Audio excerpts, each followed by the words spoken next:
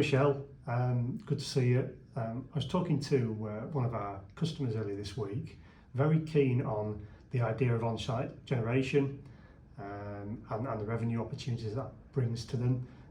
What does a customer need to start considering when they're looking at generating revenue via on-site generation?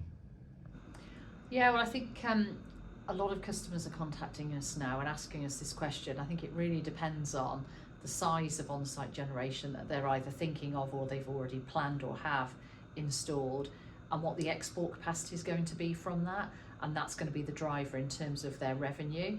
So some of the things that a lot of customers will consider are things such as, is it CSR, net zero, or revenue?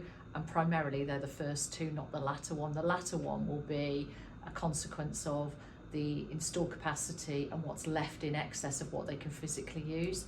And that then does lead us down a different path of how do they receive any revenue for that. Anything below about 5 gigawatts per annum is too small for us as a PPA here at npower, but there are other routes to market for that customer. You mentioned a couple of other key themes there, net zero and the corporate PPA market. Conscious, as you say, volume can drive the PPA piece, and it might not fit for everybody.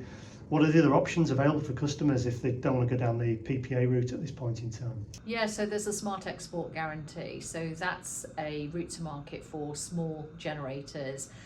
So anybody that's got on-site generation below 5 megawatts of installed capacity, and that's both available to both the domestic market and the I&C market as well. There are some considerations that customers need to think about in terms of that particular route to market and how they might access that.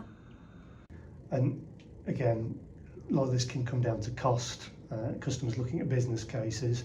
So aside from the cost of actually building the asset themselves and looking at how they're going to do that, what are the other costs that customers need to keep an eye out for in this world?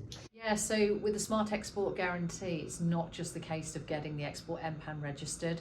They will need to have a meter operating contract and a DC contract, and that's important to consider that in the cost if they are looking at exporting power and going through the Smart Export Guarantee route, that they do take into consideration those costs of the overall revenue they might receive from the capacity. It's really helpful, Michelle. Food for thoughts for us and our customers. Thanks very much. You're welcome.